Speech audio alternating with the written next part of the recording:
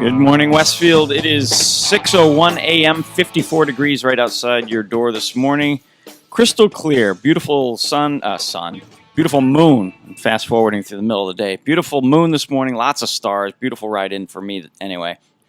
It is going to get up to 85 degrees by 2 o'clock this afternoon. Absolutely gorgeous day. You might see, like we have the last couple of days and usually get this time of year, a little bit of fog near the rivers and streams.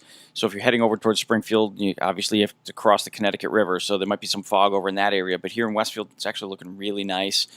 Like I said, 85 degrees today. Tomorrow, 85, a little bit of clouds tomorrow. Saturday dips down, 70. And Saturday night, 39 degrees. Oh, man. Sunday, the high is only 66. Sunday night, low of 38. Pete? Yes. Not liking it. You're not liking it? Not liking it at all. So now, I mean, summer ends, what is officially like 10:20 something this morning. And tomorrow is the first day of fall. And that looks like that could be the last 85-degree day, Pete. And then I have to get into my usual weather forecast. Long-range forecast calls for 85 and sunny sometime next year. Yes, there you go. But not today. Today it's 85. Tomorrow is 85. So that's what's going on in the weather forecast that you'll see in your as you walk out the door. Taking a quick check of the headlines that you read both in print and up online at thewestfieldnews.com. The Westfield Senior Center has a group. This is really a great thing. It's a group called the Sassy Stitchers, and they knit and crochet things. And with October being Cancer Awareness Month, they do a really, really neat thing with pink for the month, and it all ties in with a walk at the end of the month. So check that out. The Westfield Traffic Commission met last night at City Hall with a number of residents, quite a few residents from the Paper Mill Road area that have concerns about truck traffic on that road. So pay attention to that. We've got an update from Greg Fitzpatrick on the water restrictions down in Southwick. We had that update earlier this week on the Westfield water restrictions. And then out in the Hill Towns, the Community Development Block Grant funding is really in jeopardy for the next fiscal year. Rugged Maniacs are coming to Motocross 338 in Southwick, I believe, this weekend, and Chris Putz has a story on that. We got the latest Who Beat the Putz from last weekend, and I like Chris's headline for this sports. I haven't even read the article yet. It says, "Not so funny hat trick." So we all know that a hat trick in sports is getting 3 goals. I'm trying to figure out what's not so funny about it. So you can get that, plus a whole ton more in the Westfield News that you can see in print later today around lunchtime, or up online at thewestfieldnews.com. 6:03 a.m. in the morning. It is Thursday, September 22nd. Next week on the show, I've got new Southwick Schools Superintendent Jen Willard. So we've got a couple of weeks ago, we had Stefan Zaporowski, and now we got Jen Willard, two Westfield School District people getting promoted to superintendent. Very nice thing. But today, I have 2 gentlemen from Southwick, and we're going to talk about preserving the open space around the North Pond. I've got Dennis Clark and John Wally. Good morning, gentlemen. Thanks for joining me this early. Good morning. And John is a strange one. He doesn't drink coffee, so I don't know how he's up at this hour. Dennis and I are fully elbows deep in a cup of Joe. I have no problem not drinking coffee. Yeah, you drink Mountain Dew, which is worse than coffee. That's good. But anyway, good morning, gentlemen. Thank you both for being here. Let's start off, with who you are, explain to the listeners who you are, what you do, and why you're involved in this North Pond project. We'll start with you, John. I'm just a member of the town of Southwick. I've lived there for 40-some-odd years. So you were born there?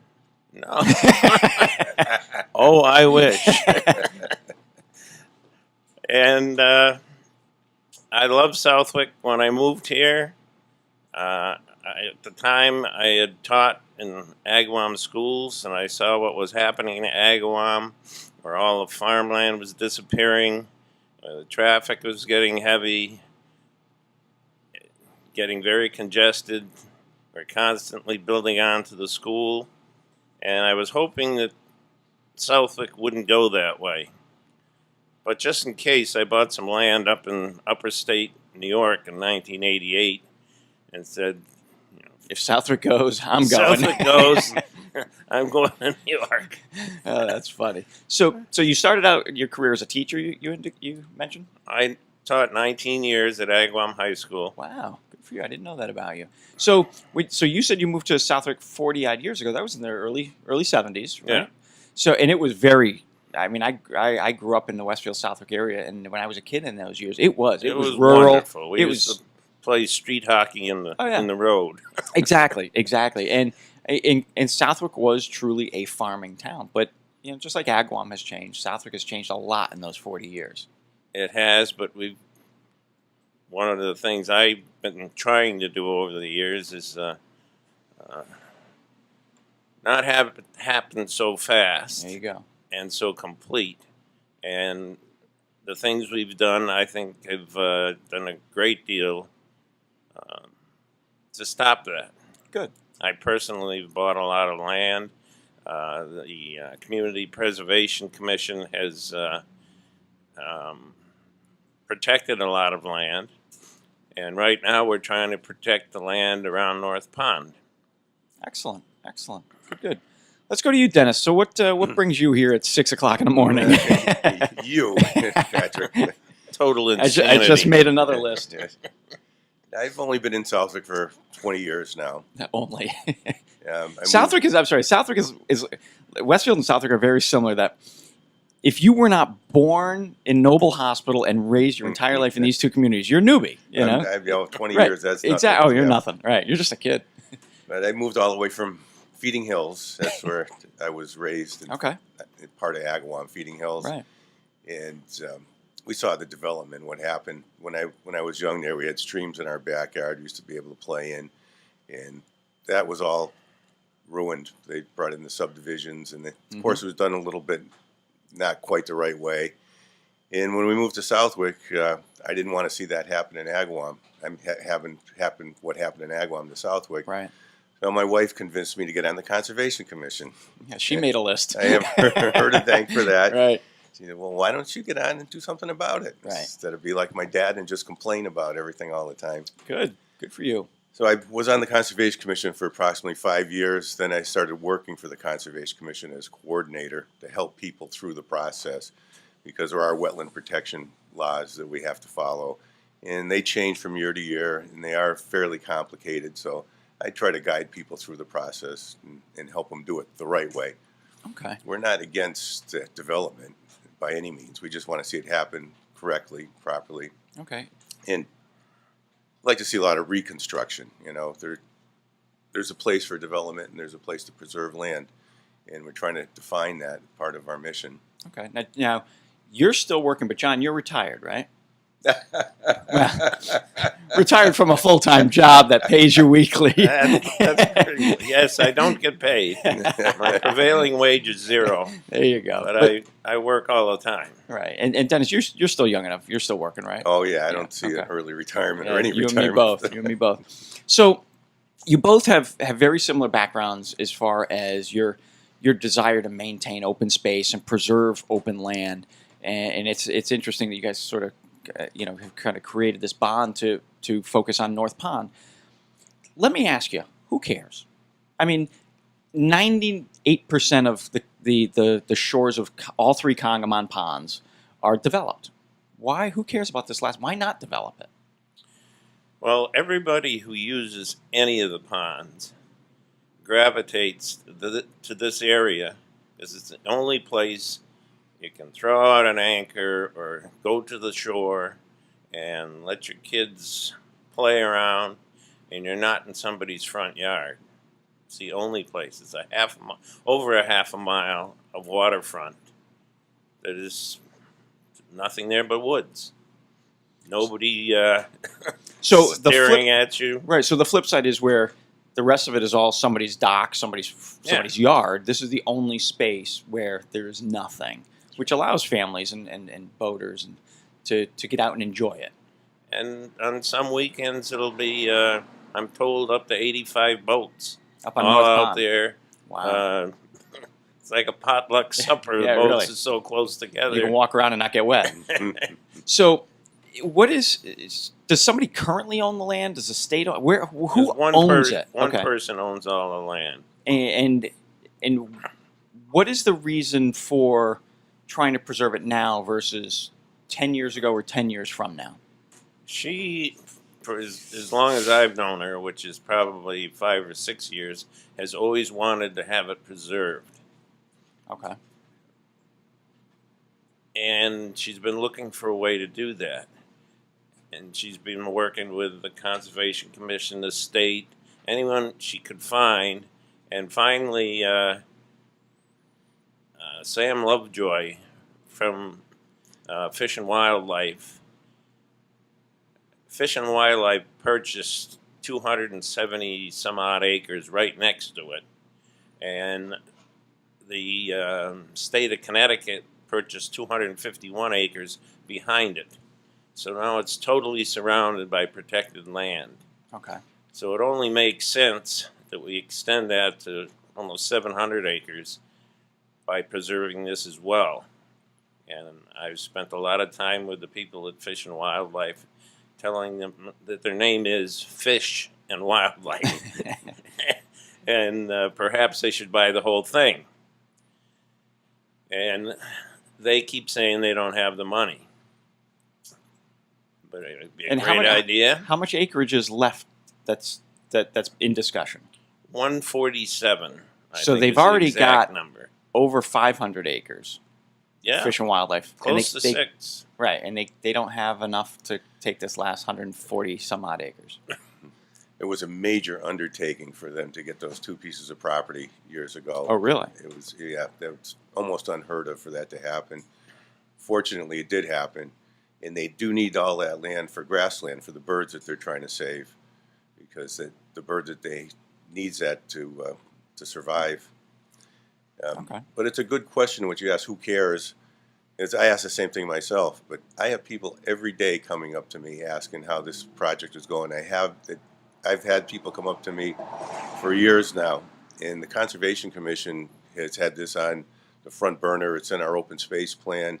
This has always been a priority, and we're finding a lot of people care about it, and not just because of recreation, but about the water. It's over the aquifer. It's a drinking water resource protection area, and you see what's going on all over the country with our water supplies. Right, right. And I think everybody knows how important it is to keep our water supplies safe and try to preserve the land that is over the aquifer. Okay. It's 6:13 in the morning. You're listening to the Westfield News Radio Show. John Wally and Dennis Clark are my guests this morning. We're talking about preserving 147 acres surrounding the northern pond of the Congamon Lake system down in Southwick. We're going to take a musical break, thank some of our sponsors, and we'll get back into it.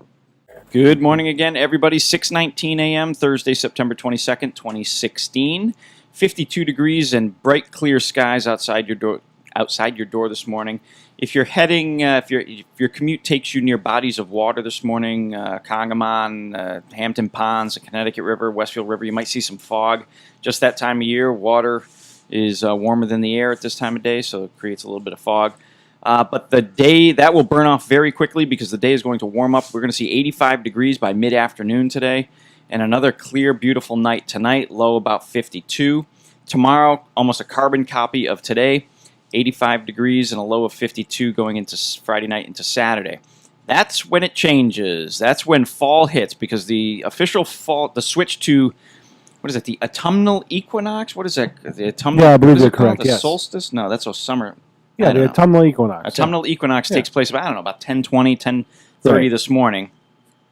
And then it takes about a day for nature to realize it, and then it dips into fall come Saturday. So tomorrow will be 85 degrees, as I mentioned. Then Saturday, He just 70. thinks there's this evil plot to make the warm weather go away. That's all it is. Yeah, exactly. I'm an 85 and sunny kind of guy.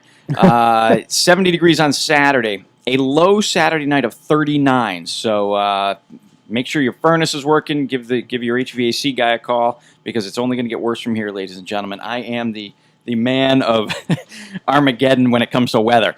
66 and sunny on Sunday, a low of 38 Sunday night. Monday, high of 67, low of 41. Tuesday, high of 70, low of 46. I will say, though, however, great Big E weather, right? Right. This is what tells you it's time for fall. The Big E and the weather. And the deep smell of or the smell of deep fried martinis wafting through the air. Deep fried something. Deep fried something. taking a quick check of the headlines that you'll see both in print later this morning and up online at the westfieldnews.com. Chris Putz, as always, this time of year, running crazy, catching up on all the high school activities from Huntington out by Gateway down to Southwick and then in through Westfield for the 3 high schools in Westfield. He's got a great story, great headline for a story, not so funny hat tricks. We've got to check that out. Also, if you're an NFL football fan, there's always the weekly Beat the Putz contest where readers try and beat Chris's football picks. You don't have to do it the whole season. You can do it 1 week at a time. We're giving away a big screen TV for the season champion, so check that out. Chris Putz also doing a story on the Rugged Maniac, which returns to Motocross 338 in Southwick this weekend. You got your normal court and police logs. Community development block grant funding for the hill towns is really in jeopardy for the next fiscal year, which really puts a hamper on some issues out in the hill towns there. Like we did earlier in the week about the Westfield water restrictions, we've got an article from Greg Fitzpatrick on the Southwick water restrictions. A little bit of a change down in that community as well. Westfield's Traffic Commission met with a ton of folks in City Hall last night about some concerns on Paper Mill Road and the truck traffic there. And then a really heartwarming story coming out of the Senior Center and their group called the Sassy Stitchers and how they recognize October as Cancer Awareness Month. So that's what's going on at 6:22 in the morning.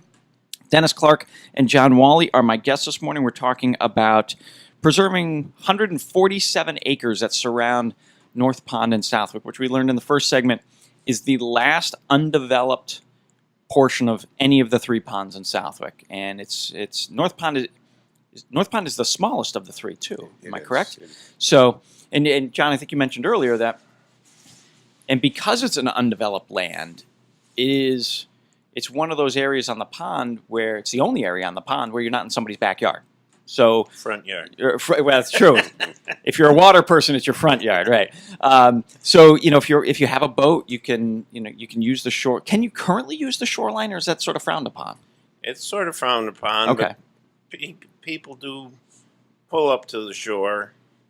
They don't actually go on the shore, but their kids You can wade in it. wade in it. It's fairly shallow.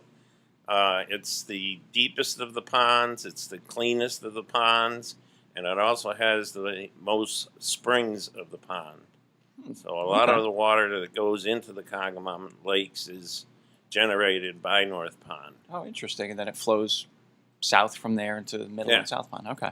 So, Dennis, you mentioned earlier about some of the adjacent land. There's a lot of, what is there, close to 500-600 acres of adjacent land that's already preserved, whether it be by Massachusetts, Southwick, or even the state of Connecticut, because the Connecticut border is right there. Exactly. So how much land is already preserved in that area, and what was the process for getting that land preserved and not develop it? Well, when the state decided that they'd like to expand their wildlife habitat management, budget cuts were happening, and there really wasn't a lot of money out there, so it was very difficult to actually purchase the land for them. For them to be able to pull this off, 250 acres in Massachusetts and then the 250 acres in Connecticut was almost unheard of, to be able to collaborate with like a cross-border collaboration. Cross-border collaboration to happen. Yeah. Don't touch my land is what one state says to the other. Yeah. So we were thrilled to see that happen. That was close to a miracle to get that to happen. Good. And there are some APR lands out there that What's we have. APR? Agricultural Preservation Restriction, Okay. which will remain as farmland in perpetuity. And some of that was done with CPA funds, Community Preservation Act. And Right. I'll probably want to talk about a little more later about Okay. that. But as far as the land acquisition, it's really the only way to preserve land. A lot of people say, why don't you just zone it so you can't build on it? Well, that's not legal. You can't do that. And it's funny because that was down the road going to be one of my questions. Why doesn't the select board just say, all right, you can't build on this land, or can't build. We're going to put a moratorium on building anything less than 10 acres.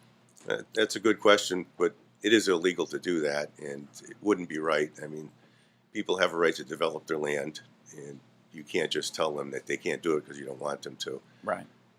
A lot of people that want to preserve land are looking for other ways to do it, but really you have to buy the land to preserve it. We have a thing called Chapter 61 in town. If people keep their land in farmland, that they'll give you a tax break on it. But that's a temporary, they can take it out of Chapter 61 at any time, so it's not really preserved, it's just short term. Right. Get a tax break, just keep it as farmland, then they decide that they want to build on it, they take it out of Chapter 61. All right. So let's I should have mentioned this earlier. Let's get a better geographic view of where is this property. We keep talking about it's on North Pond. It's on North Pond. Give us sort of a road map, some Go to the markers. center of town, Okay. stop and have a cocktail at the Southwick Inn, and head down past the police station and the fire So station. you take a left on Depot. Left on Depot, Okay. and continue straight onto South Long Yard Road. Okay. So right where the rail trail crosses at the stop sign, bear right, not left. Right. Okay. And you'll see houses, and all of a sudden you won't see houses. And you that's won't see houses for probably 5,000, almost a mile. on the right hand right. side. Okay. That's all part of this land. Okay. And if you look closely, especially during the winter, you can actually see North Pond. So how far in is the pond from the street? It varies. It's a long ways. It's never in some spots. Right. And it's fairly close, where you could almost have a house that's on South Long Yard that's also on the pond. Oh, okay. And does it abut the Connecticut line? The No. pond, or is the pond fully in Southwick? Fully in Southwick. Okay. All of the Congamon lakes, the water is in Southwick. Yeah. Believe it or not. Next week we're going to have a guest on from Connecticut. There's a lot of houses that are on the lake that are in Suffield. Interesting. But not, the not water, North Pond, no. That's in Middle Pond and South Yeah, Pond. right. North Pond, all the land is North in Pond, it's Massachusetts. all in Southwick. Okay. And the Fish and Wildlife land wraps behind it. Okay. So No okay. sense making gestures on radio, Yeah, but right. it wraps And right don't forget around. we're on TV too. So It wraps right around. there you go. But that's interesting. You know, I didn't realize. For some reason I had originally thought that it's similar to Middle and South, that Connecticut was right there next to it, but it's fully in Southwick. Yeah.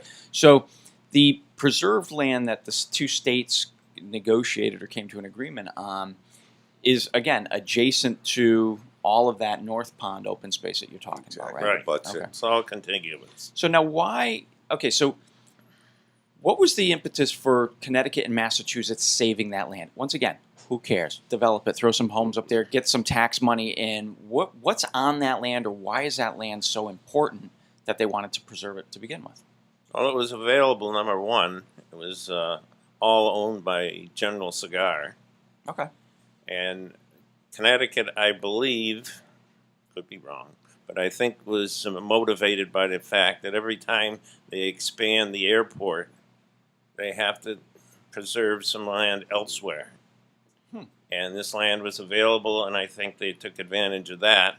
In the case of Massachusetts, they were looking for Fish and Wildlife was looking for a place to house these birds or give them a habitat, and I believe that's the largest bird habitat in the state. Mm-hmm. In the state of Massachusetts? Yes, Really? It's then it said 250 acres, but it's 270, and they want to add more to it by giving us money to help buy North Pond. So those folks who are not wildlife environmentally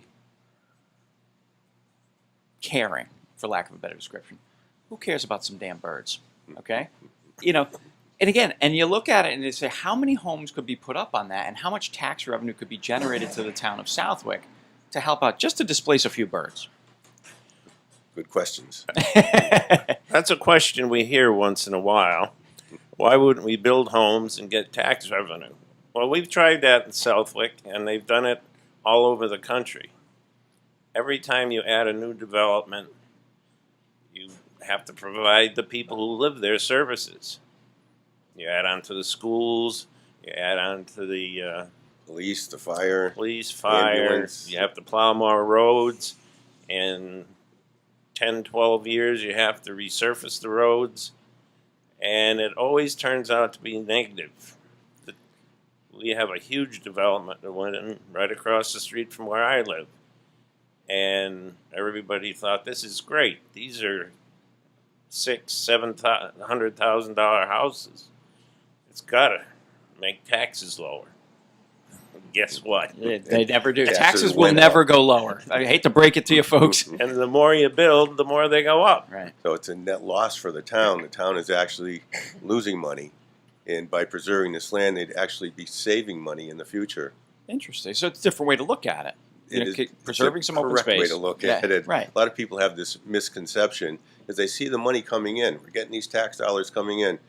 Take that, weigh it against the amount of money that we're putting out, and you're going to find out that it's costing the town quite a bit of money. They have done studies, and it's been proven that it's a net loss when you have a development come in. We're doing some more studies, particular to Southwick, say Right. Lexington Circle, to show how much money it's actually cost the town, and we're still paying for it. If we had another subdivision go in, we'd have to go through this whole procedure again. Wow. Wow. It is 6:32 in the morning. You're listening to the Westfield News Radio Show. Dennis and John from Southwick are my guests this morning. We're talking about some open space that's looking to be preserved on North Pond. We'll be right back. Good morning again, everybody. It is 6:39 a.m., September 22nd, 2016. If your alarm went off at 6:30 and you've hit snooze, it's time to get out of bed. You're 9 minutes late there. It's 52 degrees right now in the greater Westfield area. Gorgeous, gorgeous morning. Pete, can you see, are those clouds or is that fog out there? I can't really. Looks like some high clouds. Yeah, So it's reflecting a little bit of sunlight. Got that- some color out there. that should burn off fairly quickly. Getting up to a beautiful, bright and sunny 85 degrees today. But what's interesting is my little weather app here says the UV index is low today. It's going to be bright and sunny and 85 and a low UV. I don't get that. That's why you're That means there's going to be a lot of high clouds. That means, but it says sunshine. It doesn't show me any clouds, Pete. There's no clouds on the weather app. I'm sorry, I'm not an icon guy. Good God. Getting down to 55 degrees tonight. Tomorrow, again, duplicate of today, 85. Beautiful day. Tomorrow is the first full official day of autumn 2016. It's going to be 85 degrees. But kiss it goodbye because Saturday, 70 degrees. Sunday, 66 degrees. Monday, 67 degrees. So then we get into a little cool stretch for the day, but that's not the big part is the low temperatures at night. Saturday night and Sunday night in the 30s, kids. Cold, cool. You got a backyard fire pit. You're gonna want to throw an extra log on a fire for that one. Taking a quick check of the headlines that you'll read both in print up online and up online at thewestfieldnews.com. The group Sassy Stitchers out of the Westfield Senior Center is doing great work for October, which is Cancer Awareness Month. The Westfield Traffic Commission met with a slew of residents in the Westfield Paper Mill Road area that talked about their concerns with the truck traffic on that street, as well as the elementary school that's up there. Down in Southwick, we've got an update on the water restrictions, just like we did in Westfield earlier in the week. The Community Development Block Grant funding for the Hill Towns is in jeopardy for the next fiscal year 2017. That really could put some projects out in the Hill Towns in jeopardy there. Got your court logs, your police logs. Rugged Maniac is back at the Motocross 338 in Southwick. Chris Putz has got a preview on that. Mr. I don't know if this is a Mr. or a Mrs. I apologize, but Eggleston is the latest to beat the Putz. Find out whether it's a Mr. or Mrs. I don't know. And Chris has a not-so-funny hat trick story for sports today. It is 6:42 in the morning. Dennis Clark and John Wally are my guests here. We're live at the press room as we are each and every Thursday. We're talking about preserving some open space, about 147 acres plus or minus that are surrounding North Pond down in Southwick. There's a fundraiser going on to help this, to help preserve it. What's the dollar figure that you guys are trying to achieve, or is there one? We're trying to achieve $1 million collected from the public, and we're trying to get matching sponsors of businesses or people who are really passionate about saving this, that are matching sponsors, that'll match a nickel for every dollar donated. Good. Right now we only have 4 of them. The Southwick Inn, Gristmill Motors, Ralph De Palma as an individual, and Wally Computer Associates. Okay. But we need 16 more. Wow, because you're looking for 20. Right? Okay. And what, that's total exposure for the businesses is 5,000 because we do it every 100,000. okay. So now, if people want to learn more about the whole preservation project, if they want to donate, is there a website, a Facebook page? They call you, they swing by the house. How do people get more information? There's two ways. One, and the easiest one, is to go to savenorthpond.org. Okay. Or we do have a headquarters right in downtown Southwick next to Dunkin' Donuts. Has a big banner out front, Conserve North Pond, and that's open Tuesdays, Wednesdays, and Thursdays, 10 o'clock to 2 o'clock. Okay. And it has all the literature, brochures, the applications for our golf tournament, Okay. which we're having October 22nd. So you can sponsor a hole, you can be a major sponsor, or you can just put it in a foursome. Oh, good. All that literature is there. Excellent. Where's the golf tournament being held this year? Edgewood Country Club in Okay. Southwick. Very good. We should mention the Franklin Land Trust. Okay. Who's that? They're the ones that are putting this whole deal together for us. They're in Franklin County. People ask us, why didn't we use somebody local? Well, we are in collaboration with the Winding River Land Trust right here locally. But it's such a big project, with $5 million being involved, we need to get as much as we could involved.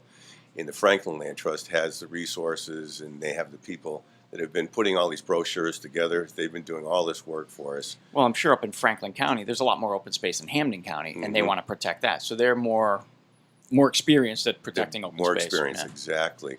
And they've been very helpful at putting out mailers to everybody. They're helping us put this golf tournament together. Some of the neighbors on North Pond are working with us also. They've put money out, plus they're doing fundraisers for us. We're going to have the golf tournament, poker run. There's going to be several different benefits. So we're working on as many fundraisers as we can over the winter. So now, I know as a part, the Westfield News is partnering with you guys to promote this and get people aware of it and solicit donations. One of the things we're going to do is put in recognition of folks. So how is, I'll let you guys explain how that recognition is going to work. I don't want to toot my own horn all the time. But. We'll let John do it for you. If you become a matching sponsor, once a month in the Westfield Evening News and the Republican, you will have mention the fact that you are a matching sponsor, a logo, little ad, whatever you want to call it, so people will know that you're in favor of the project. There'll be a lot of goodwill involved. If you just give money, you'll be listed if you give over $100. If you give $1,000, you'll be a platinum sponsor. You give a gold. Gold is $500, silver is $250, and bronze is $100. So those will all be listed each month. Not every month unless you're a matching sponsor. A matching sponsor, that's a big deal. So you get your logo and you're in there every month till we hit 100,000. Then we get 20 new matching sponsors. Right. And eventually we hope to hit 2 million between the two, but we may not have to because the state is taking a closer look at this, and the amount that they're willing to give has increased already. And we had a very nice tour of the pond. We had our state representative, Baldiga. We had Nick Baldiga, Don Humison, our state senator, and Matthew Beaton. The secretary. Matthew Beaton, which is Secretary the of Secretary of That was just a week or so ago, right? Energy and Environmental Affairs.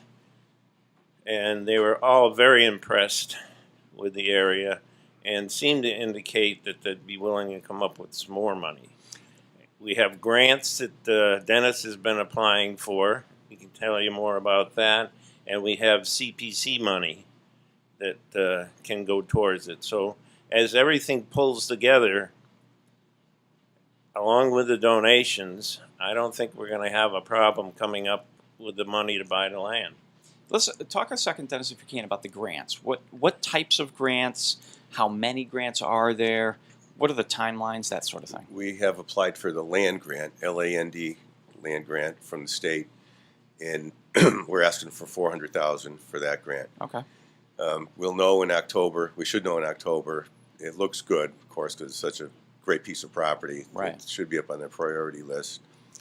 And Now, do you compete with other communities across the state? yes, we are competing with Okay. other communities, and Winding River Land has another project, but it's a good competition. They're all good. They're all good projects. Exactly. So now, if somebody's listening or a resident of Southwick, how do we help that? I mean, do we solicit Boldiga or Humison or anybody else to kind of push that along? Call the governor.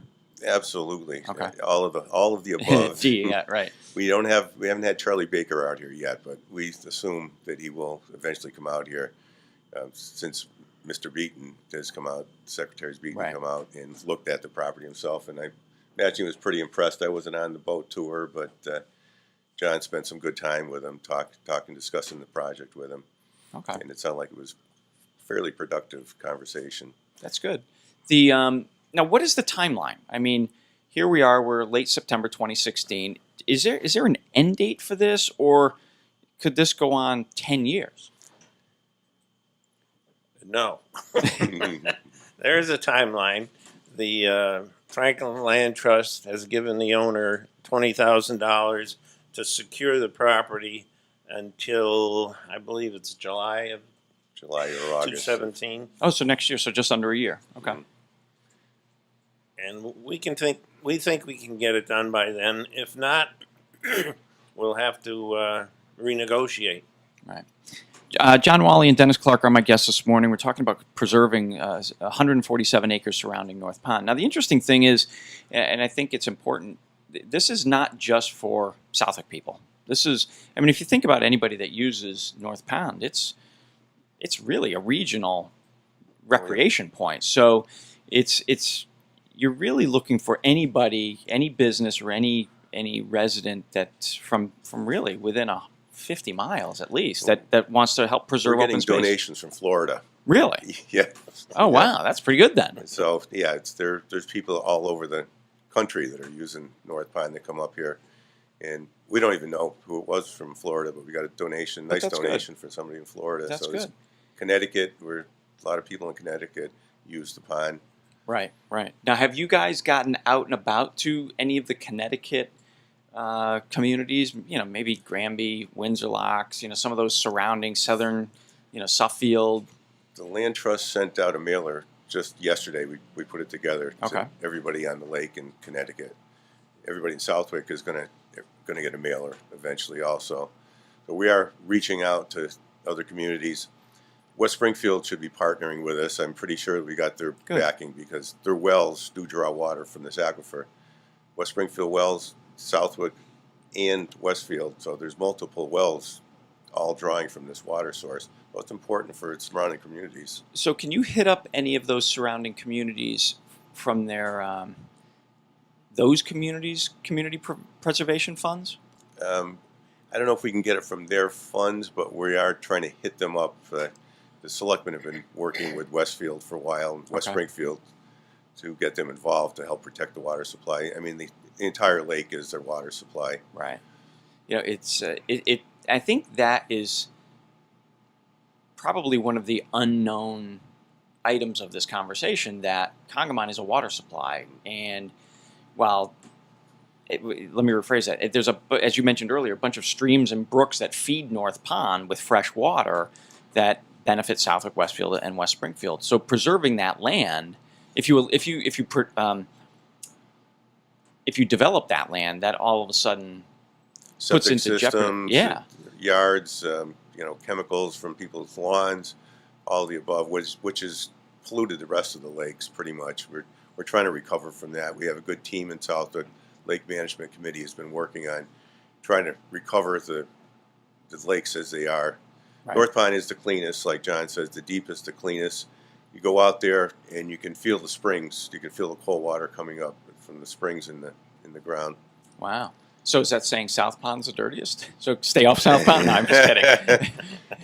You know what they say about it flows south, Well, right? we have had a problem with an algae bloom for the Okay. last few years, and it's cyanobacteria. It comes out, say, in August. We've been doing treatments to prevent that from happening, but yeah, South Pond has been the dirtiest. What causes that algae bloom?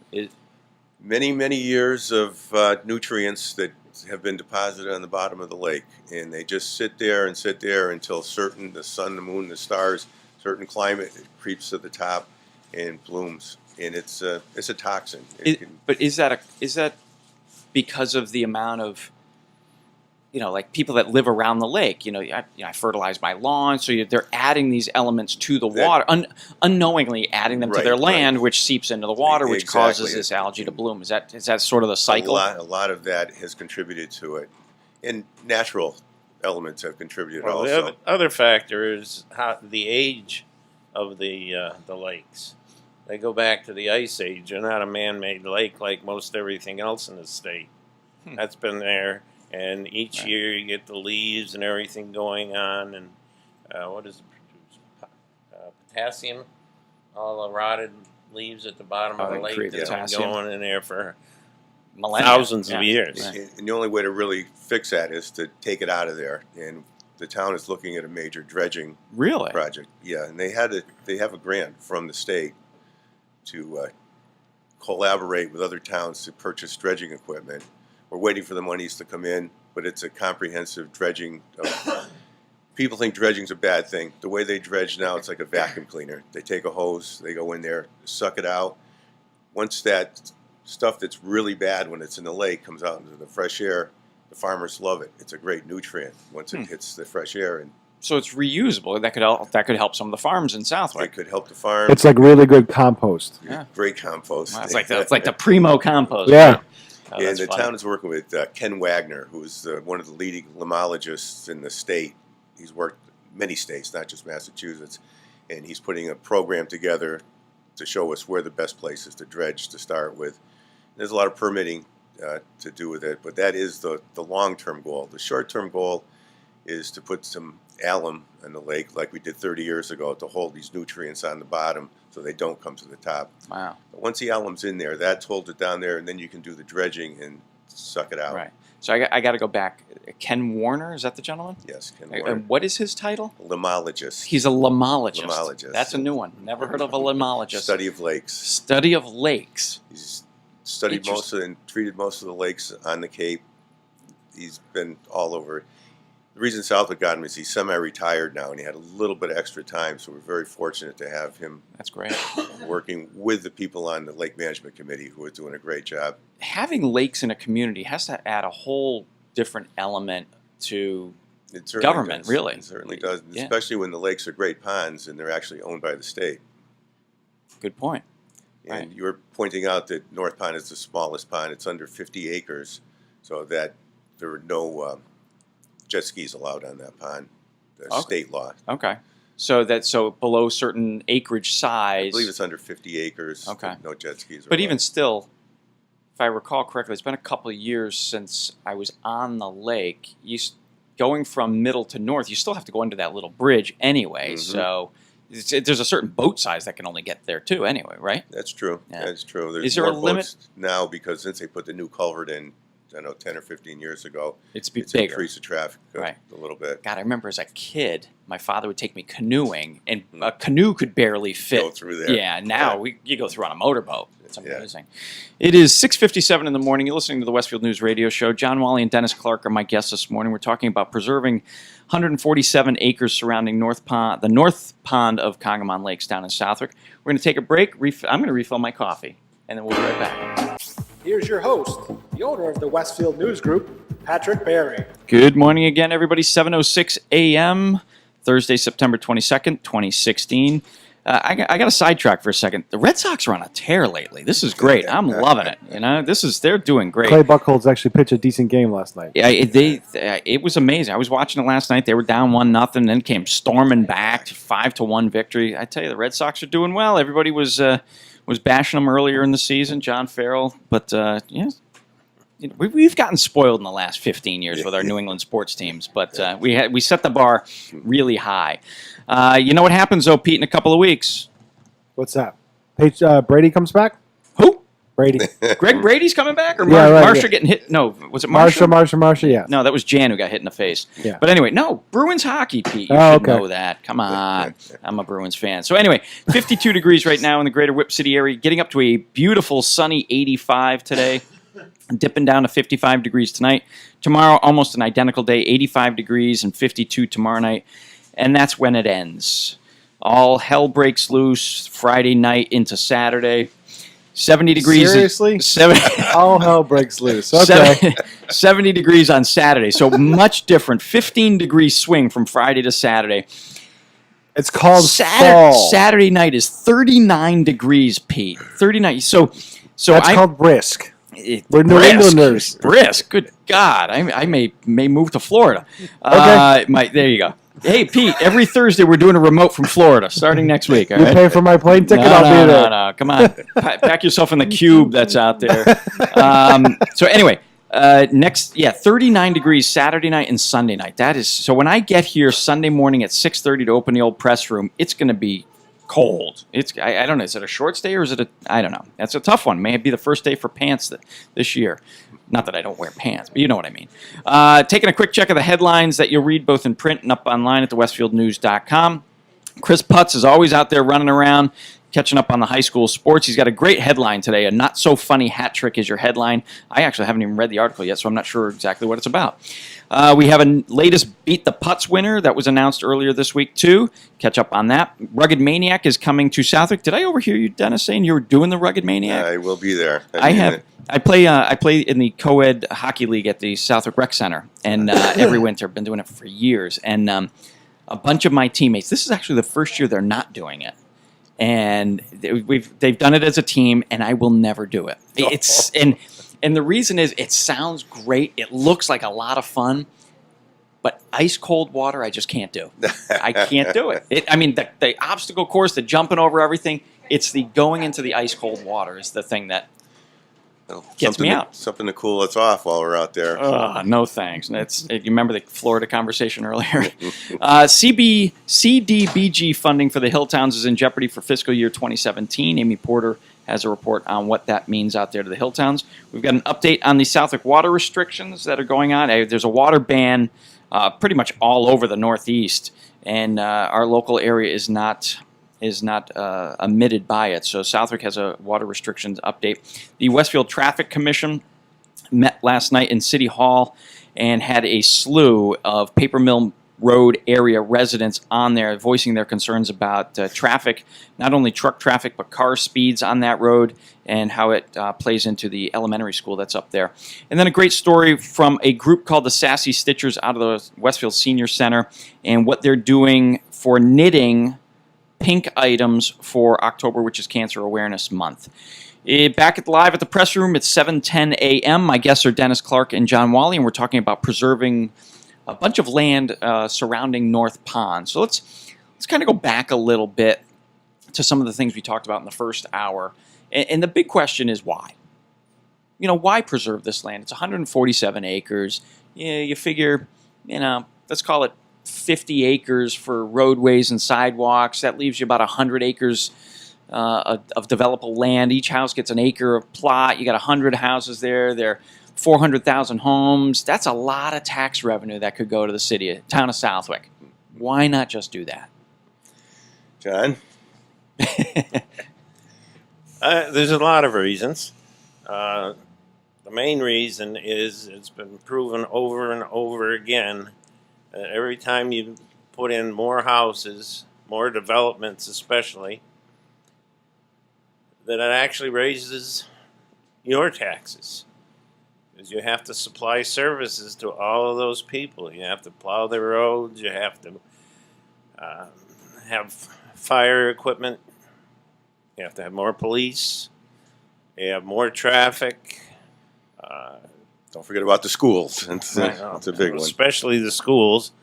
I was watching some of the developments that are fairly new in town and watching the number of kids getting off of the bus. No wonder we had to spend all of those millions increasing the size of the schools. Yeah. The roads, the developer puts them in, but then the town has them and they have to maintain them.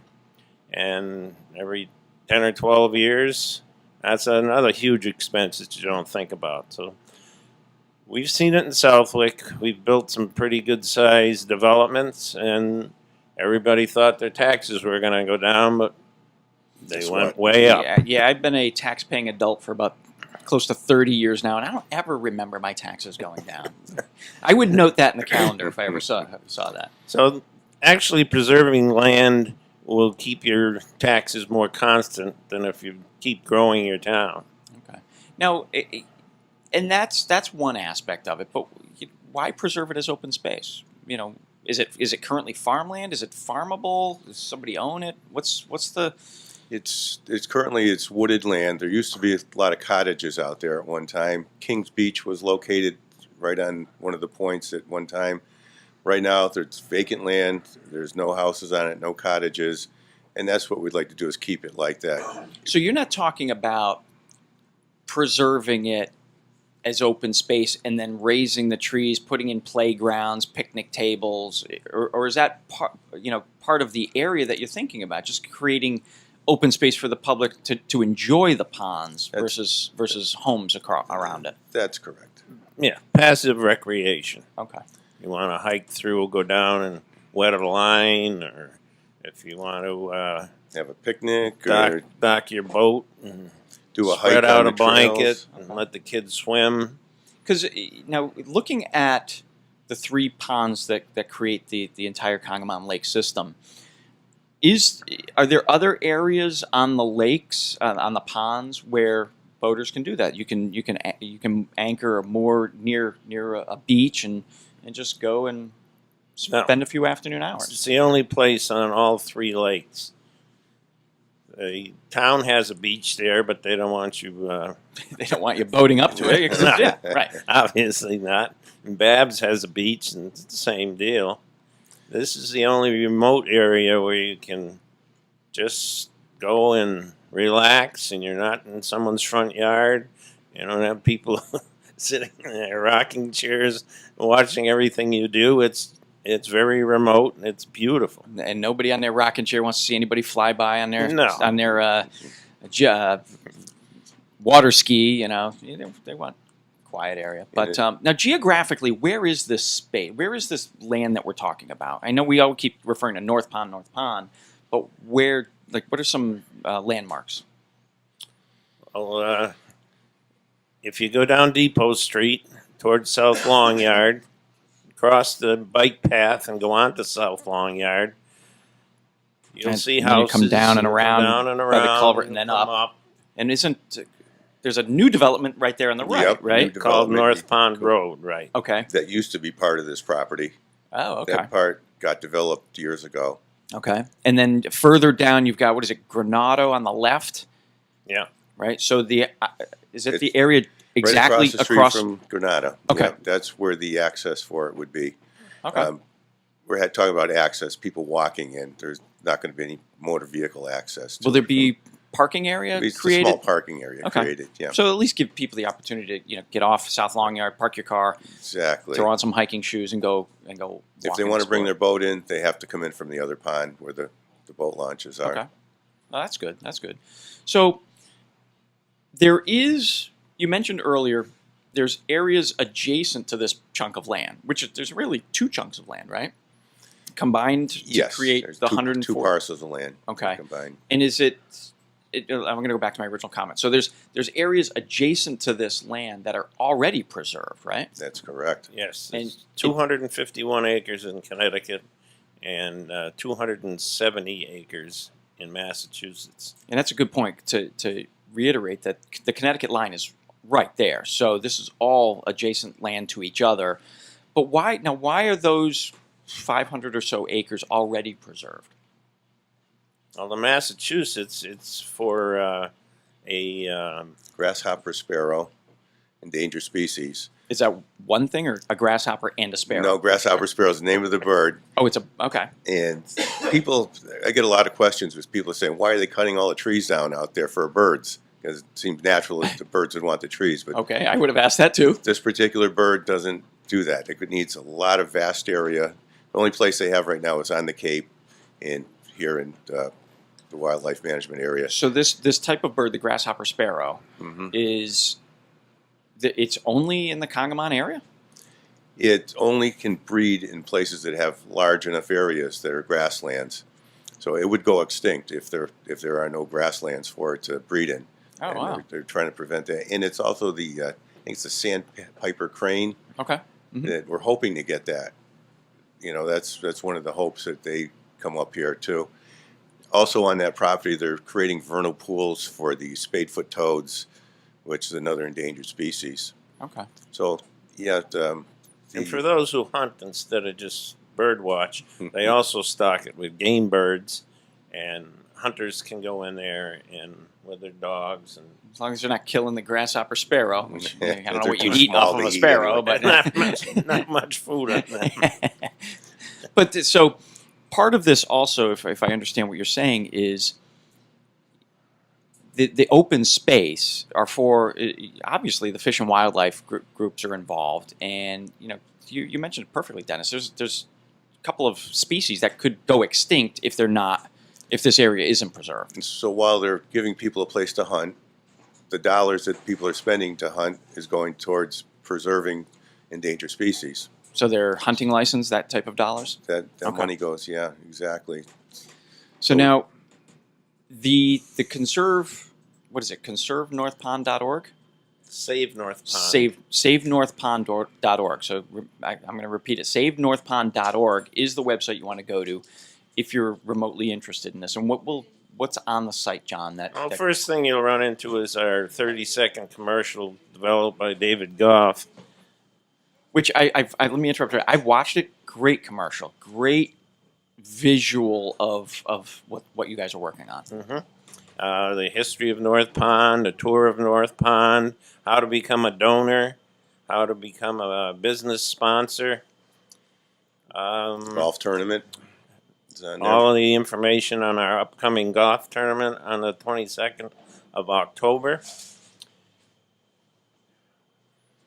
There's a Franklin Land Trust tie-in over there, so you can learn more about them because they're partnering That with you is, as well, yeah, right? they are running the website. That's their Okay. website, Yeah. and the Facebook page is also the Franklin Land Trust. And the reason that we have the land trust involved is so that all your donations are tax deductible, because they are a 501c3. C3, 501 something or other, but it's Yeah. tax deductible. Yeah. Very good. It is 7:20 in the morning. You're listening to the Westfield News Radio Show. Dennis Clark and John Wally are my guests this morning. We're going to take a quick little break, but next week on the old radio show, I've got Jennifer Willard, the new superintendent of schools for the town of Southwick and the Southwick-Tolland-Granville Regional School District. That's next Thursday on the radio show. We'll be right back. From the campus of Westfield State University, this is 89.5 FM, WSKB, Westfield. Live around the world. You're listening to the Westfield News Radio Show on WSKB 89.5 FM Westfield. Here's your host, the owner of the Westfield News Group, Patrick Barry. Good morning again, everybody. 7:26 a.m. Pete, I got to get my daughter to re-record that Yes. intro. Yeah. I mean, that was 2.5 years ago. She's a little bit older than that now. Her voice has changed a bit. It's 52 degrees right now in the greater Westfield area, getting up to a gorgeous 85 degrees. I may be coming down with a cold, Sandy, so my golf clubs are in the car. I think the doctor calls for 9 holes of lost balls. Exactly. It's 80. It's going to be beautiful today. Tomorrow, 85 degrees and sunny as well. And then the temperature changes as we get officially into autumn. Saturday's high temperature is 70 with a low Saturday night of 39. Sunday is 66 with a low going into Monday morning at 38. 67 Monday, 70 Tuesday. Beautiful weather. If you've got plans to head over to the Big E, it is absolutely gorgeous stretch of weather. They Monday it rained at the Big E, right? Yes. Monday morning, that was Yeah, it. so I mean they have Good Gene stretch of Cassidy weather. and staff have really done Yeah. their praying and manipulating of the Dancing, gods to get good headdress, weather. yeah. Good for those guys. So that's what check on the weather. It is 7:27. The headlines that you'll read both in print and up online at thewestfieldnews.com. The Sassy Stitchers group out of the Westfield Senior Center is doing a great thing creating some pink scarves for October, which is Cancer Awareness Month. Find out what they're going to do with the scarves. It all ties in with an event at the end of the month.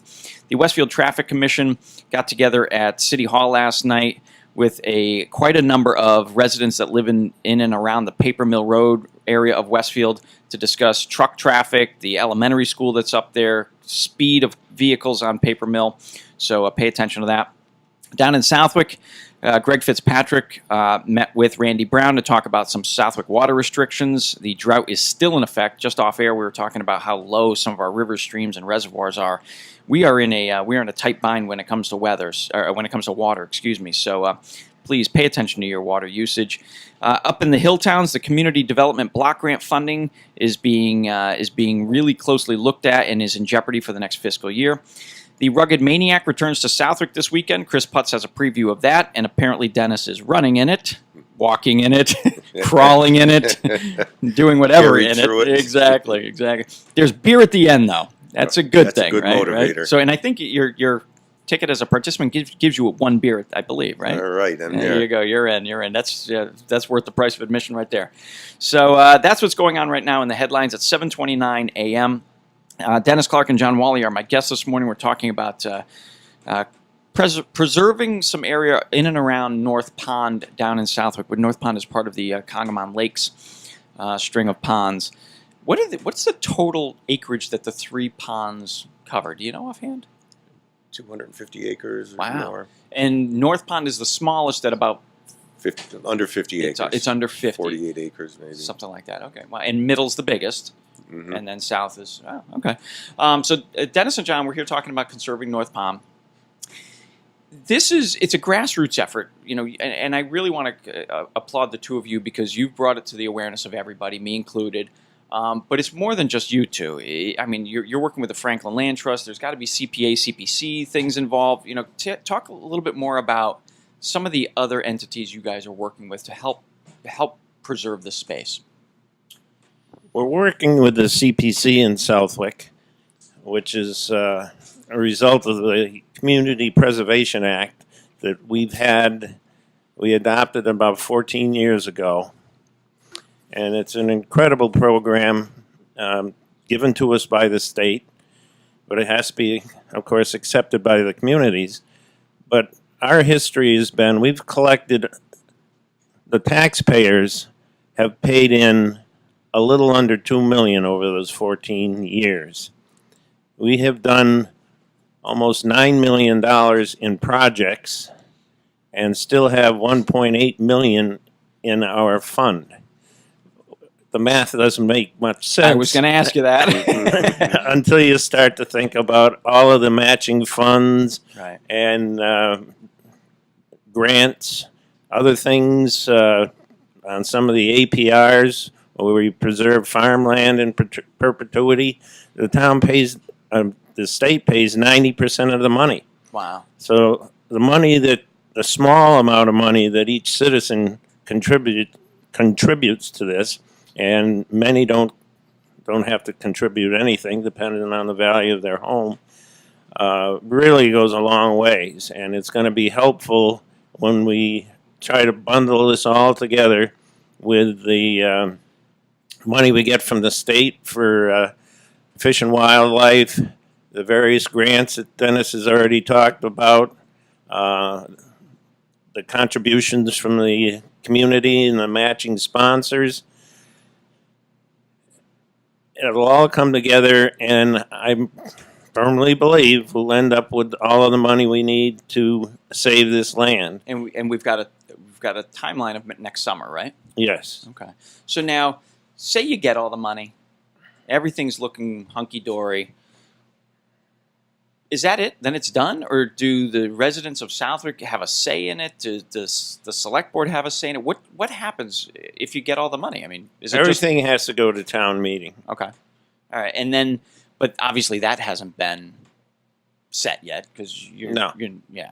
Now, is it a special town meeting just for this project, or will it be lumped in with, or do you not know until you get there? You don't know until you get there. Yeah. Okay. The selectmen set the meeting dates, and it could be a special town meeting. It could be the annual town meeting.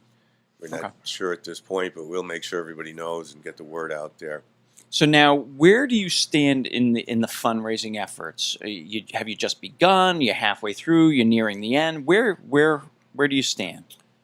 We just started. August 6th is when we started August this. 6th. Kicked it off. Okay. We got the North Pond headquarters set up. So you're only about 5-6 weeks into it. Almost 2 North months. Pond headquarters right next to the Dunkin' Donuts, between Walt's Auto and the Dunkin' Donuts.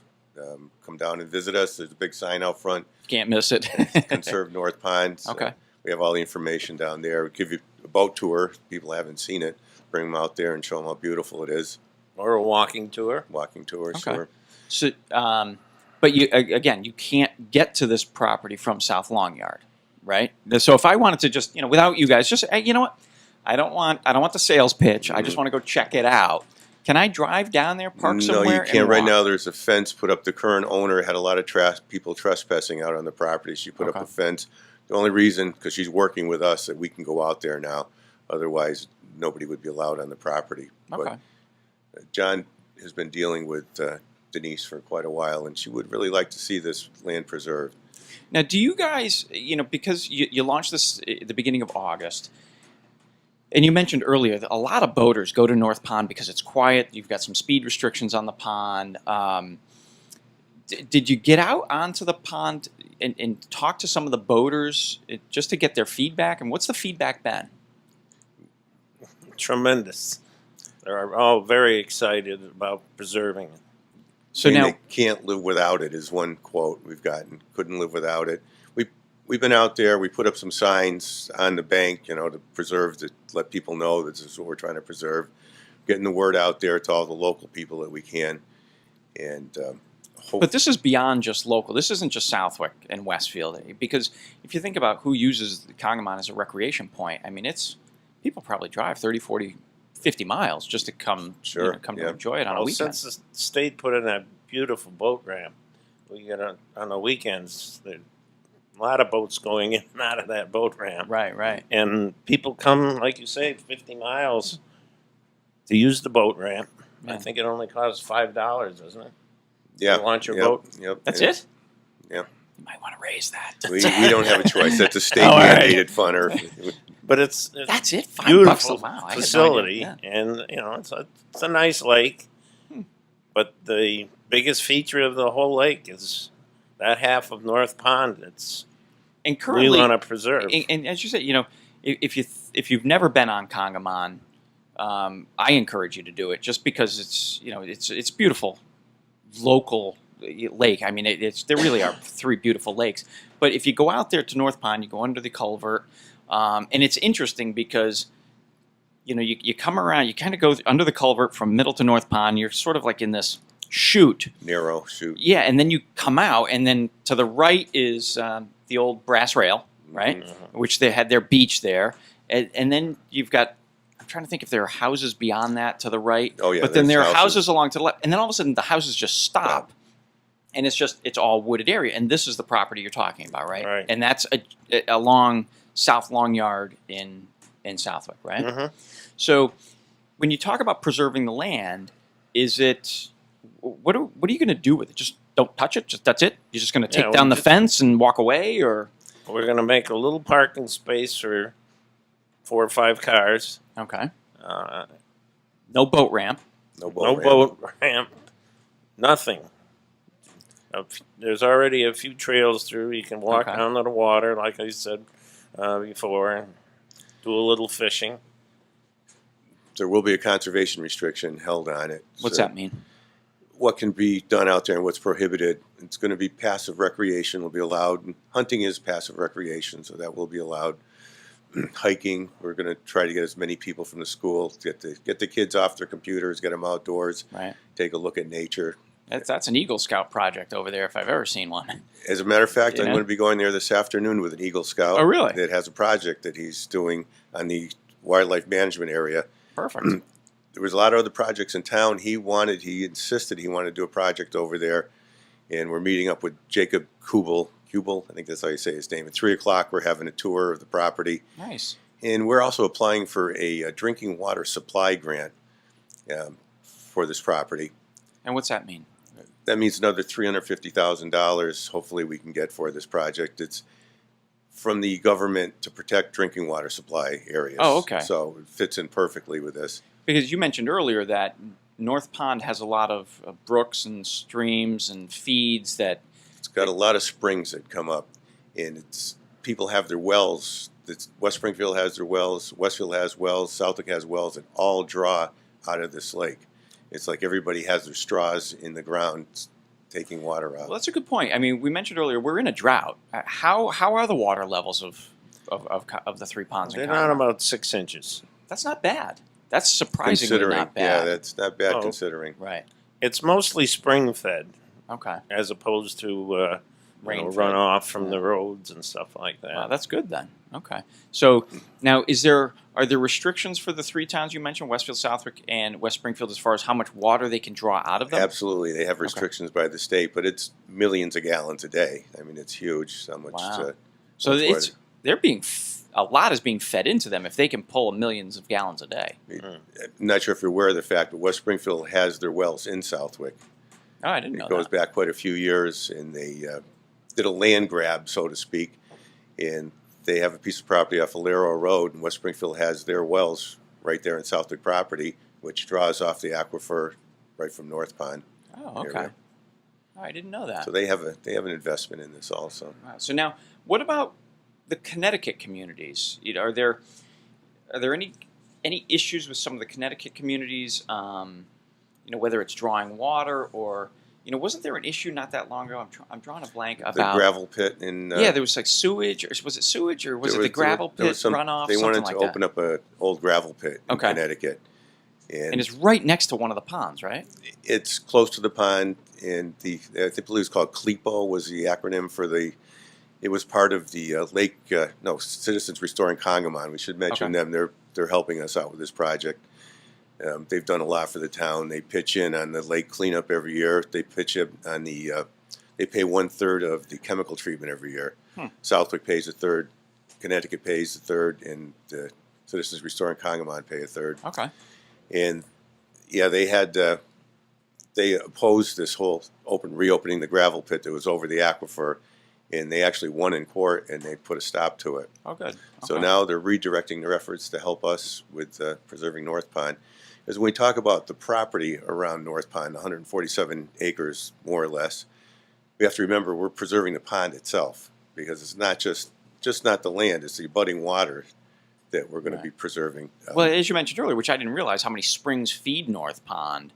You're absolutely right. If you protect the land next to it and the runoff that goes into the pond, you're preserving, kind of keeping the water clean. Yeah, so there's an additional close to 50 acres that we're preserving by doing that. So now, if the land, if you succeed, you mentioned that there's another 500 or so acres nearby that were preserved by both the state of Massachusetts and the state of Connecticut. Is there a tie-in between all of these properties as far as recreation? Expanded hiking trails. What's the Let's fast forward 10 years. What do you see this land looking like? Just what it looks like now. Yeah. Well, the hiking trails will be a little bit more defined. Okay. We don't want motorized traffic out there, but the hiking trails now do go between the wildlife management area and the North Pond property, and people use those trails on the wildlife management area, walk their dogs out there, and if we own the land, if the town owns the land, they'll be able to walk on Denise's property, the current owner right now, who doesn't want anybody on there. They'll be able to walk out there. Those trails will be open to the public to enjoy. Now, just historically, Congamon, if I remember correctly, is part of the old New Haven Northampton Canal system too, right? That's correct. So there's some Are there still any historical markers over there? We're looking. Okay. There possibly are. We're still looking for them. As Kings Beach was out there. Now, where's Kings Beach? You mentioned that earlier. I'm drawing a blank. Where is it on the ponds? Exactly where we're talking about on South Long Yard Road. Okay. Across from Granada Circle. Okay. I believe that's where the access for it was, and there still is a semi-paved road. There is some blacktop that goes down there, so there is access to it. Now, when was that an active beach? Do you recall? Late 1800s. Oh God! So, geez, a And long they had- time ago. I was thinking like 1995. It was back when the railroad went through there. People would take the railroad, and there'd be hundreds and hundreds of people. They had a big water slide out there. Really? Yeah, people would go off the water. We got some historical pictures that were going to be another project for North Pond. Is that they're going to put these historical pictures of North Pond and the ponds together and make some calendars out of it. Oh, nice. It's gonna be Sell another- those as a fundraiser. Another fundraiser. Very good.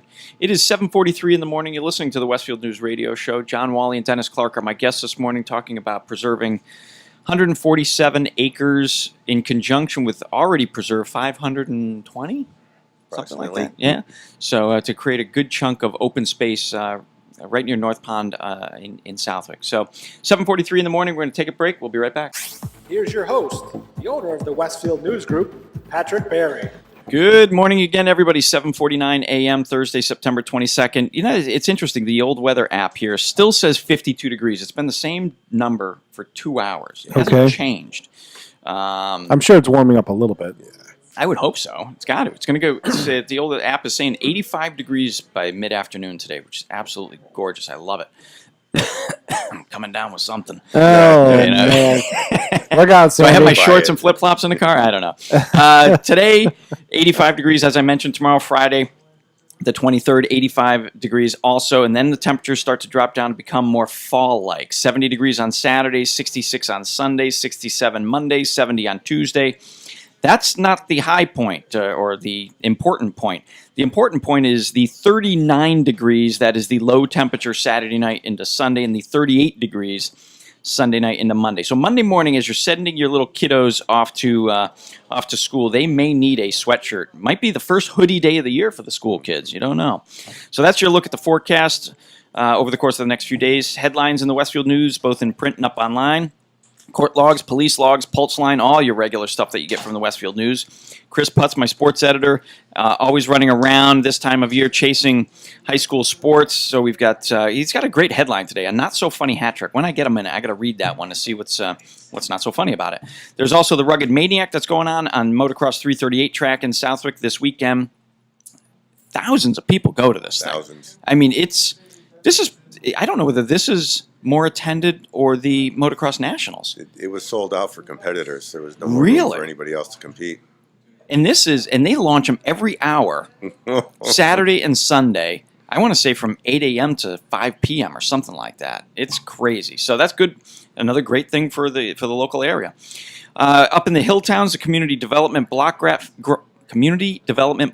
funding for the Hilltowns is in jeopardy for fiscal year 2017. We've got an update on the drought and the Southwick water restrictions in place in Southwick. And then the Westfield Traffic Commission met with a whole slew of folks from Paper Mill Road area here in Westfield to talk about traffic concerns on that road, whether it be speeding cars, truck traffic, the elementary school that's there.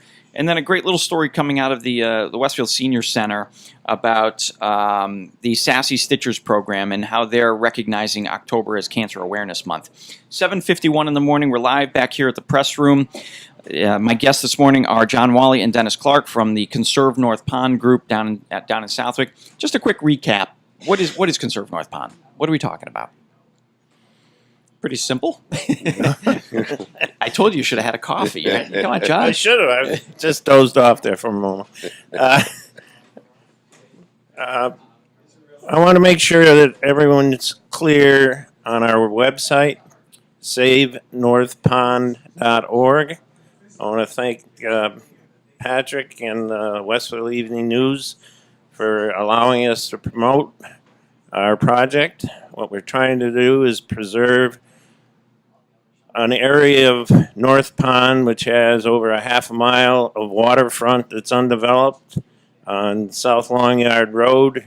Has almost a mile of wooded area we're trying to preserve. And we're working together with a Fish and Wildlife from Massachusetts, who are our next door neighbors, and they're also behind the land. They own all around us, and that's already preserved. And they've been very helpful and are willing to come up with a lot of money. We're applying for grants. Dennis can tell you more about those. And we also have a program where we have private citizens donating money. And if they donate over $100, their name goes in 4 different newspapers, the Southwick Evening News being one of them. And we are also looking for matching sponsors with a maximum exposure of $5,000 to match a nickel for every dollar donated by the citizens or other smaller businesses. You know, it's funny because this is one of those things where I think years down the road, people will appreciate more then that this land was preserved, more so than now. You know, because we joke earlier, throw up 100 homes, give them each, they're $300,000-$400,000 homes. It'll be a lot of tax revenue coming in, yada, yada, yada. But that's short term. It sounds nice. It's a huge, pardon the pun, tax on services and so forth in the town. But if you fast forward 10, 20, 30 years, and this land is as it is today, trees, birds, squirrels, chipmunks, whatever, I think people will be much more appreciative of that down the road than they may see it right now that's in front of them. I'm glad that you're looking at the big picture, because that's what we really are doing, is looking at down the road, the future generations, be able to enjoy this land as it is. It's small-mindedness to say, yeah, let's just develop it and take the money in and not worry about what we're going to have to pay back later No shopping plazas on there, We had one person proposing a solar field out there to cut all the trees down and put up a solar field. I think that's pretty short-sighted and probably not what we'd like to see out there. And it's interesting because we've talked about it earlier. The town of Southwick, the dynamic has changed over the course of the last 50 years. We'll say even less than that, maybe 30 to 40 years, where it was truly a farming community. I remember, all the tobacco fields and all the cows everywhere. Dairy farms. There's no dairy farms left in Southwick. There might be one dairy farm left. Wow. And I remember as a kid, they were everywhere. I mean, you couldn't, the old joke was you go to Chuck's Steakhouse and you look across the street and you're like, I'll take that one, like going into a seafood restaurant with the lobsters in the tank. But the town has changed, and I think there's a segment of people that want to preserve the way it used to be, and that is open space, whether it's farmland that's not farmed anymore, but at least it's open space, it's rugged, it's not a tract of homes. Plus, it adds value to their homes. Also, having that open space around you actually adds value to the home that you're in. It makes it more desirable, of course, to have all that open space available, or some open space available. Dennis, you pointed out, you guys both pointed out earlier, it might be nice to throw in a whole slew of homes, but who doesn't love a student-to-teacher ratio small? You throw in more homes, you're talking more kids, student-teacher ratios go up, so it's a bigger, it sounds nice. Yeah, the short term, it sounds like it might be a good idea, but if you look at the big picture, you can understand where we're coming from. Right. Now, why not have the select board say, okay, we're gonna allow it to be developed, but with some restrictions: minimum 2 acres, minimum 3 acres, minimum 1, whatever it might be, or here's 147 acres. We're only putting 10 homes on it. Why not go that route? Put some sort of restrictions or limits to the land. It's already zoned R20. What's that mean? That means all you need is 150 feet of frontage. It's one of the it's the least restrictive zone to build in. So that means you could build duplexes, I believe, and it's 3/4 acre lots. So you couldn't legally do that. It sounds nice to be able to have the planning board or the selectmen just say, we can only build a couple of houses out there, but that could never happen. That's not allowed. So I just did some quick math. I looked at your sheet here. You said there is 2,900 feet of water frontage. Lake frontage, yes. At a minimum of 150 feet. Well, that's you could put 150 19 homes on there. easily. Yeah, I mean, we had to You're 40. not restricted to 150 feet on the water. It's on the street. Oh, okay. So They you could- could have a 150-foot lot that would taper down to 10 feet on the lake. That's right. Oh, they so could have. yeah, so it's a minimum 19 homes. We could have Yeah, right. easily have 40, 50 docks out there. And Wow. If there's In that what- many docks out there, people can't use that property. They can't use the land. They can't use the shorefront. It's not gonna. They're not gonna have that availability anymore. People have houses out there on docks. You're not going to be able to. You know, one of the things to point out is there's not a lot of open space left That's in a our good- area. That's a good point. You know, so in Especially on a lake. well, that's exactly right, John. You know, there's not a lot of open space around because people are, you know, selling it. And again, I look at this woman. She's an older woman. You mentioned, right? Mm-hmm. So, you know, she's looking at it as, you know what? Why don't I just sell it, take the money, and run? Yep. You know, so I applaud her for at least opening it up to preserving the been space. holding She it may for- be older to you, but she's much younger to me. So, but we have an opportunity now to preserve some space on one of our greatest resources locally, and that's one of the Congamon Lakes, Congamon Ponds. Any last parting things? You want to promote the website again? SaveNorthPond.org. Okay. Like Don Humison said, you can't put a dollar amount on something that valuable. We'll never get it back. If it's gone, we're never going to be able to get it back. That's actually a very good point. 'Cause if that gets developed, those homes will always be. You know, you're never going to buy those homes and demolish them to get that land back for the price you're going to get now to preserve it. Once in a lifetime Yeah. opportunity. And what was somebody else told me? God's not making any more land. We You know know? that for a fact. So it is 7:59 in the morning. John, Dennis, thank you both very much for coming and joining me on the show. Again, as I always do every week, I got educated on it. Thanks for getting up early. Thanks for inviting We'll me. Thank you get you to very be a much, coffee Patrick. drinker soon, John. Ladies and gentlemen, I'm back on the radio next Thursday morning with Jennifer Willard, Superintendent of Schools for the Southwick-Talon-Granville Regional School District. Thank you for giving me 2 hours of your time. I appreciate it. Hopefully you learned something about preserving property in Southwick. Coming up next, what is